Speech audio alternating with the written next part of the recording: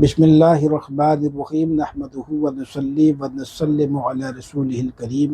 وآلہ واصحابہ الکرام اجمعین رب اشرح لی صدری ویسر لی امری واحلل عقدۃ من لسانی یفقہوا قولی۔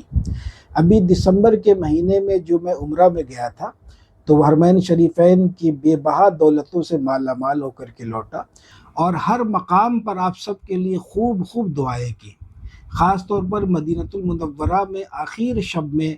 جو شب جمعہ تھی، اس شب میں آپ سب کے لیے، تمام احباب و متعلقین کے لیے، تمام روحانی معالجین کے لیے، بلکہ تمام احباب کے بچوں کے لیے خاص طور پہ دعائیں کی گئی،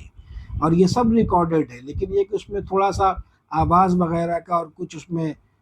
کچھ رکاوٹیں تھیں، تو سوچا کہ اس کو ایڈٹ کر کے آپ سب کو دوں گا، لیکن وہ مدینۃ المنورہ والی دعائیں وہ آپ تک نہیں پہنچ پائیں۔ یہ کہ مکہ شریف میں کعبۃ اللہ کے سامنے آپ سب کے لیے جو دعا کی گئی تھی، تو اس میں اکثر جو ہے وہ آپ تک پہنچائی گئی۔ ہر مقام پر، یعنی کہ جہاں جہاں شہدائے احد میں حضرت امیر حمزہ رضی اللہ تعالیٰ عنہ میں حاضری ہوئی، وہاں پہ آپ سب کے لیے دعائیں کی، بقی شریف میں، اور یہ کہ پورے سفر میں بس دعا ہی دعا سے کام رہا، اور آپ سب کی دعاؤں سے ماشاءاللہ ایسے خیرات و برکات سے مالا مال ہو کر کے میں لوٹا کہ یہ سفر جو عمرہ کا تھا وہ میری زندگی کا ایک یادگار سفر رہا ہے۔ اس میں اور بھی بہت ساری یادیں ہیں، کچھ مبارک ہستیاں بھی ہمارے ساتھ تھیں، لیکن کچھ تحفظات کی وجہ سے میں ابھی وہ نام نہیں لے سکتا، تذکرہ نہیں کر سکتا۔ اگر اجازت مل جائے تو پھر میں انشاءاللہ تعالی اس حوالے سے بھی آپ سب کی خدمت میں کچھ وہ باتیں رکھوں گا حصول برکت کے لیے۔ اور بہت سارے احباب وہاں ملاقات کے لیے بھی تشریف لائے، ان سب کا بےحد مشکور ہوں، اور جلد ہی آپ سب سے دوبارہ ملاقات ہونے والی ہے انشاءاللہ تبارک و تعالی۔ یہ جو نشست ہے، میں آنے کے فوراً ایک ہفتے کے بعد ہی مجھے کرنا چاہیے تھا اور کرتا، لیکن وہی ہے کہ بات ذہن سے نکل جاتی ہے، جب یاد آتا ہے تو سوچتے ہیں کہ اب کریں گے، پھر بات ذہن سے نکل جاتی ہے۔ تو وہ یہ ہے کہ اخیر شب میں ہم نے وہاں پہ ایک تعویذ لکھا تھا، یعنی کہ مدینۃ المنورہ میں مسجد نبوی شریف کے احاطے میں ہی ہم نے ایک نقش وہاں پہ لکھا تھا اپنے بھائی کی فرمائش پر۔ جب وہاں پہ قیام تھا مدینہ شریف، جب میں پہنچا تو میرے بھائی سے جب بات ہوئی تو انہوں نے کہا کہ ایک نقش وہاں حصول برکت کے لیے لکھا جائے۔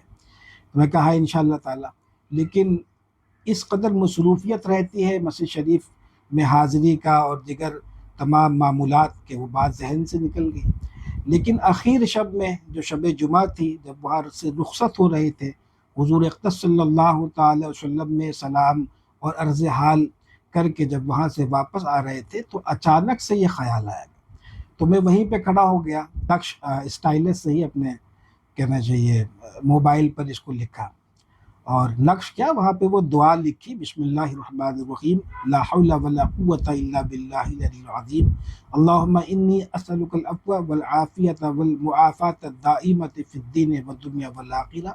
حسبنا اللہ ونعم الوکیل، نعم المولا ونعم النصیر، وصلی اللہ تعالی علی خیر خلقہ سیدنا محمد وآلہ واصحابہ اجمعین وبارک وسلم۔